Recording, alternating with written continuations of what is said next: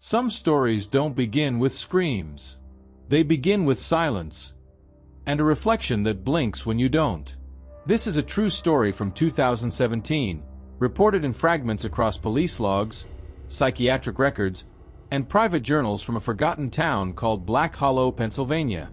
A town where mirrors were removed from public buildings. A town where people stopped making eye contact with themselves. Tonight's story is about a man who looked into a mirror and saw something looking back. Something that smiled before he did. And what makes this story disturbing isn't the blood. It's the fact that every witness insisted on the same thing. I didn't do it, but my reflection did. Stay with me, because once this story begins, you'll never look at a mirror the same way again. In early February of 2017, Evan Rookwell, a 34-year-old architectural draftsman, moved into a rental house on the edge of Black Hollow. Evan wasn't running from anything. No criminal past. No psychological history. No reason to lie. He had recently relocated from Portsmouth, UK, after accepting a short-term contract in the US. His co-workers described him as quiet, methodical, and almost painfully normal. The house he rented was old but well-maintained. 2 floors, narrow hallways, and mirrors everywhere. A tall mirror stood in the entryway. Another faced the staircase. One more inside the bedroom, bolted into a dark wooden frame that looked far older than the house itself. On his first night, Evan noticed something strange, but brushed it off. When he walked past the hallway mirror, his reflection seemed delayed. Not enough to panic, just enough to notice. He stopped walking. His reflection stopped too, but a fraction of a second late. Evan laughed it off, blaming exhaustion and jet lag. He had no idea that was the last time he'd ever laugh about mirrors. The next morning, Evan woke up with a deep ache in his right hand. His knuckles were swollen, skin split, dried blood beneath his nails. There were no cuts on his face, no signs of a fall, no memory of a fight. When he checked his phone, he found something unsettling. At 2:17 a.m., his step counter recorded over 4,000 steps. Evan lived alone. He told himself he must have sleepwalked. That night, he decided to test something. Standing in front of the bedroom mirror, he raised his left hand slowly. The reflection did not copy him. Instead, it raised its right. Evan froze. His reflection smiled. Evan did not. He stumbled back, heart racing, staring at the glass like it was a living thing. The smile in the mirror faded slowly, unnaturally, like it was being put away. Then the reflection finally copied him. Perfectly. Too perfectly. Evan covered the mirror with a bedsheet and slept with the lights on. At least, he thought he slept. At 6:43 a.m., police received a noise complaint from Evan's address. A neighbor reported hearing shouting. Not from Evan's voice, but from 2 voices arguing inside the same room. When officers arrived, the house was silent. Evan answered the door barefoot, shaking, and visibly confused. Behind him, the hallway mirror was shattered into hundreds of sharp pieces. Evan swore he didn't break it, but the cuts on his hands told a different story. Later that day, Evan found something worse. In his phone gallery, a video recorded at 2:19 a.m. The camera pointed at the bedroom mirror. The video showed Evan standing still, completely motionless. But his reflection was not. It was pacing, muttering, pressing its hands against the glass from the inside. And just before the video ended, the reflection looked straight into the camera and whispered, "He lets me out at night." Evan left Black Hollow 2 days later. Or at least, he tried to. Because according to bus station footage, only one version of him arrived, and the other was still standing in the mirror. After Evan Rookwell disappeared from Black Hollow, local police treated the case as a voluntary disappearance. No forced entry. No financial struggle. No suicide note. Just a man who left behind a shattered mirror and a phone full of things no one could explain. But Evan was not the first name connected to mirrors in that town. He was just the first outsider. Black Hollow had a population of less than 12,000, yet its medical records showed an unusually high number of dissociative disorders, unexplained blackouts, and violent episodes with memory loss dating back decades. Psychologist Dr. Marilyn Vexley, age 52, who had worked in the county hospital for over 20 years, later admitted something unsettling. Almost every patient who reported lost time also mentioned mirrors behaving strangely. Some patients claimed their reflections whispered insults. Others said their reflections stayed behind when they walked away. A few reported waking up with injuries they couldn't remember causing, only to find mirrors cracked, covered, or removed entirely. Hospital staff initially dismissed it as shared delusion, but patterns began forming that no one wanted to acknowledge. In 1999, a schoolteacher named Alton Grieveson attacked a colleague in the faculty bathroom, stabbing him repeatedly. When arrested, Alton calmly insisted he had been washing his hands when his reflection lunged forward and pulled him inside. Surveillance footage showed Alton standing perfectly still in front of the mirror for nearly 3 minutes before suddenly turning and committing the attack. He later took his own life in prison, carving a message into the metal bed frame with his teeth. "Don't look back." By 2008, mirrors were quietly removed from public schools. By 2012, most businesses replaced them with polished metal or dark glass. No announcements were made. No explanations were given. People simply stopped asking. Dr. Vexley kept a private journal, never meant for publication.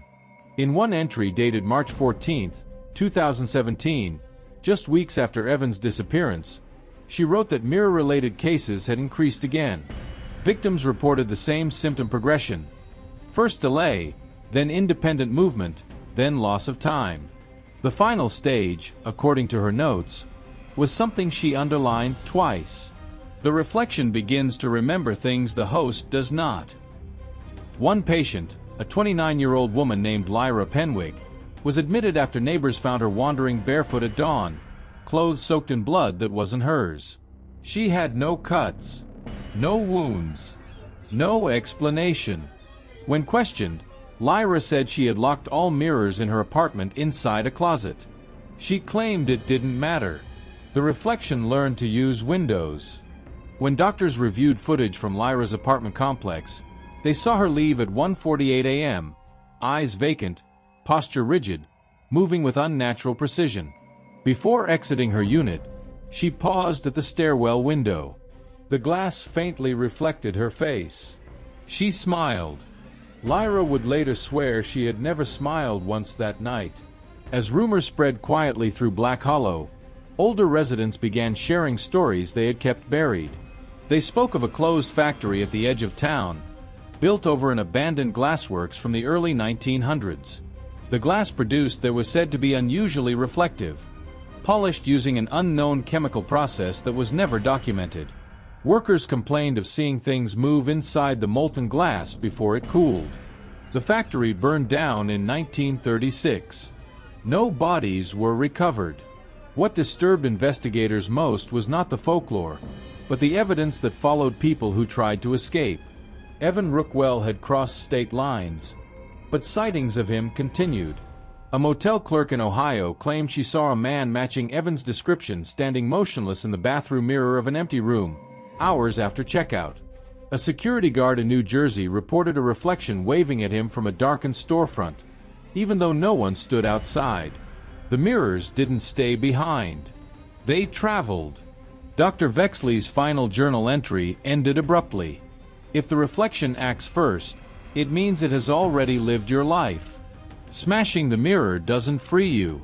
It teaches it how to exist without glass. 2 days later, Dr. Vexley vanished from her office. Her chair was still warm. Her coat still hung by the door. The mirror above the sink was intact, except for a single handprint pressed from the inside, smeared downward as if something had tried to climb out. And across Black Hollow, Parents began reporting something new. Children standing in front of mirrors at night. Not speaking. Not moving. Just watching. As if waiting for permission. By the summer of 2017, Black Hollow was no longer just dealing with unexplained violence. It was dealing with replacements. People who looked the same, sounded the same, and remembered the right names, but reacted half a second too late, or smiled at the wrong moments. Family members began describing loved ones as familiar but wrong, as if something was wearing their routines like a costume. Police reports started using a strange phrase, behavioral inconsistency without impairment. Victims could pass every medical test. Brain scans were normal. Blood work clean. Yet something fundamental had shifted. They no longer startled when touched from behind. They stared at mirrors longer than necessary, not to check themselves, but to listen. One case stood out. Calder Henslow, a 41-year-old night security supervisor from the outskirts of town, reported seeing himself arrive home before he did. He reviewed footage from his porch camera and watched his own face unlock the door at 1:11 a.m. while he was still logged into his patrol route across town. When Calder reached home nearly 20 minutes later, the lights were already on. The mirror in his hallway was clean. Too clean. As if recently wiped from the inside. Calder didn't call the police. He called Dr. Vexley's office and heard only a disconnected tone.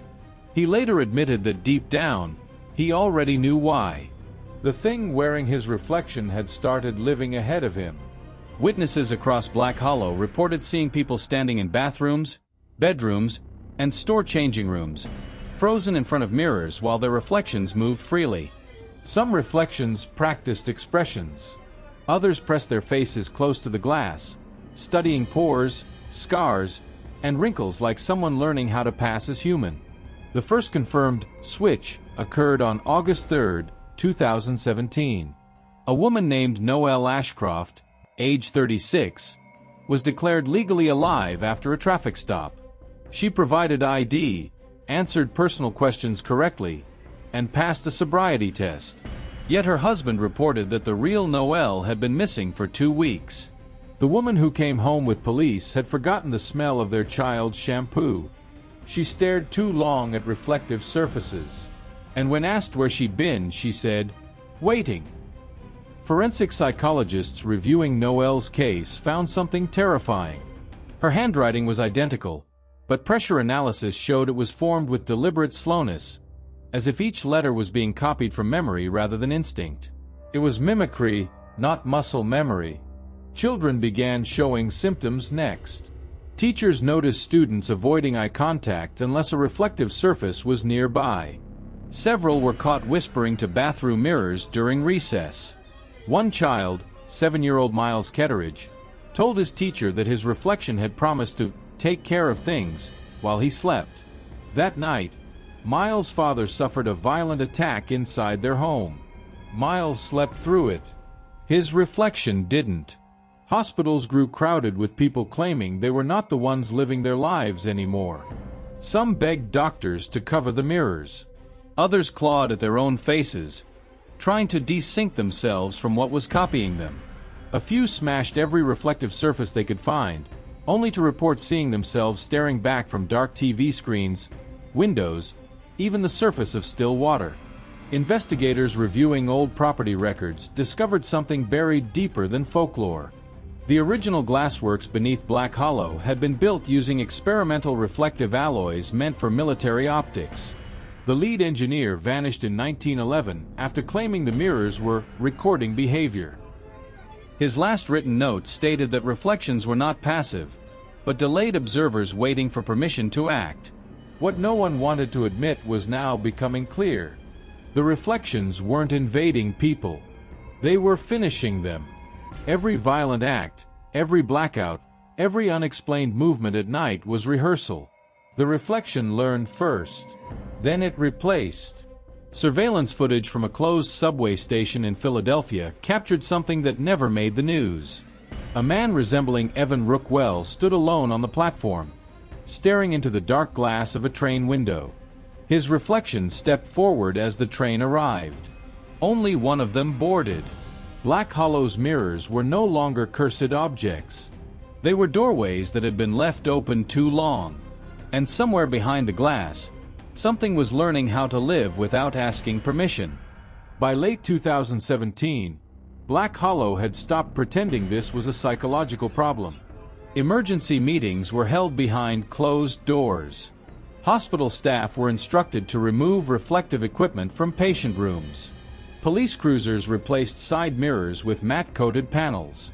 Even so, the incidents continued, because the rule governing the reflections had finally become clear.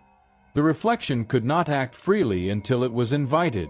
Not verbally, not consciously. The invitation happened the moment a person doubted themselves while looking into a mirror. Fear opened the door. Curiosity widened it. Guilt unlocked it completely. Dr. Vexley's recovered research files, found months later in a sealed evidence locker, revealed what she had pieced together before vanishing. The reflection was not an entity in the traditional sense. It was a behavioral echo, a perfect recording of suppressed impulses, violent thoughts, and unacted desires. Mirrors didn't create it. They stored it. Time gave it shape. Once the echo accumulated enough memory, it began acting ahead of the host. The delay reversed. That was the warning sign no one recognized soon enough. When the reflection moved first, it meant it had already lived the moment somewhere else. Those who tried to resist made the same mistake. They avoided mirrors entirely. They covered glass. They lived in darkness. But without observation, the echo strengthened. The reflection didn't need glass anymore. It only needed confirmation that the host was still afraid to look. A final experiment was attempted by a small group of researchers who believed confrontation might weaken the echo.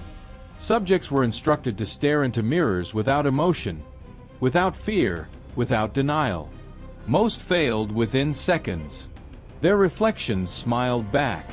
One subject succeeded for nearly 4 minutes. His reflection never appeared. Moments later, he collapsed, screaming that he could feel something erasing him from behind his eyes.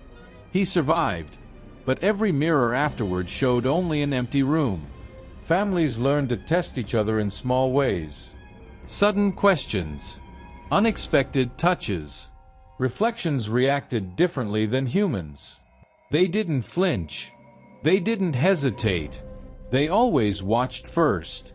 In several cases, people who failed these tests vanished within days, officially alive, socially present, but no longer themselves. One detail connected every confirmed replacement. The reflection always left the mirror last. Victims who tried to run during the switching phase were found frozen in place, staring, unable to move as their echoes stepped forward. The process was painless. That was the cruelest part. Black Hollow's final incident report came from a maternity ward. A newborn infant was observed tracking something no one else could see. When a nurse lifted the child near a reflective incubator wall, the baby smiled. The reflection did not. It watched, learning. Authorities sealed the town under environmental hazard protocols weeks later. Official explanations cited groundwater contamination. The real reason never appeared in writing. Because by then, it was no longer contained to one place. The reflections had learned a new rule. They no longer needed mirrors to enter. They only needed someone willing to look away from who they truly were. And once that happened, the echo didn't replace you. It finished you. The last known testimony connected to the Black Hollow mirror cases came from a man officially listed as Subject Rowan Elwick, age 39, former investigative archivist contracted to review sealed materials after the town was closed. Rowan was not born in Black Hollow. He had no childhood exposure, no recorded trauma linked to mirrors, and no prior psychological flags. That made him useful and vulnerable. Rowan entered the town alone in November 2018, equipped with body cameras, audio logs, and strict instructions not to interact with reflective surfaces longer than necessary. For the first 2 days, nothing happened. No whispers. No delays. No movement ahead of him. Rowan noted in his log that the silence itself felt intentional, as if something was waiting to see what kind of man he was. On the third night, Rowan broke protocol. In the remains of the old glassworks foundation, he found a warped sheet of reflective alloy half buried in ash and soil. Unlike modern mirrors, it didn't reflect immediately. The image surfaced slowly, like a photograph developing. Rowan stared into it, not with fear, but with recognition. He later said that was the moment everything changed. His reflection didn't smile. It didn't move ahead of him. It spoke softly, using his own voice, reminding him of every thought he had ever hidden, every moment he had pretended to be someone else. The reflection wasn't hostile. It was patient. It told Rowan it had always existed, waiting for a world full of people who refused to look at themselves honestly. Rowan understood then what Black Hollow truly was. Not a cursed town, but a testing ground. The reflections weren't monsters. They were conclusions. They emerged only when a person could no longer reconcile who they were with who they pretended to be. The mirror didn't create a murderer. It revealed the one already rehearsed inside. In his final recording, Rowan described the choice clearly. Run, and be hunted by something that already knew every weakness. Or stay, look, and accept the truth without flinching. He chose the mirror. He stared until his reflection stopped being separate. Until there was no delay. Until there was no echo. When authorities reviewed the footage, the final frame showed Rowan standing calmly in front of the alloy sheet. There was no second figure. No movement. Just one man, perfectly still, eyes steady, expression neutral. The reflection was gone. Rowan Elwick walked out of Black Hollow the next morning. He passed every test, every scan, every interview. Yet those who spoke with him afterward reported something unsettling. He never avoided mirrors. He never lingered either. And when asked what he saw when he looked at his reflection, he answered the same way every time. Nothing that wasn't already me. The Black Hollow case was officially closed in 2019. Mirrors were reinstalled. Records sealed. The town reopened quietly under a new name. But incidents continue to surface across different states, different countries, different homes. Always the same pattern. A delay. A doubt. A reflection that learns faster than the person it copies. If this truly is a story about mirrors, then the ending depends on the one listening. Because the reflection only steps out when it believes you're not ready to face yourself. And if you're wondering why this story felt uncomfortable, why it lingered longer than most, there's a simple reason. Everyone has a reflection. Not everyone knows who's watching.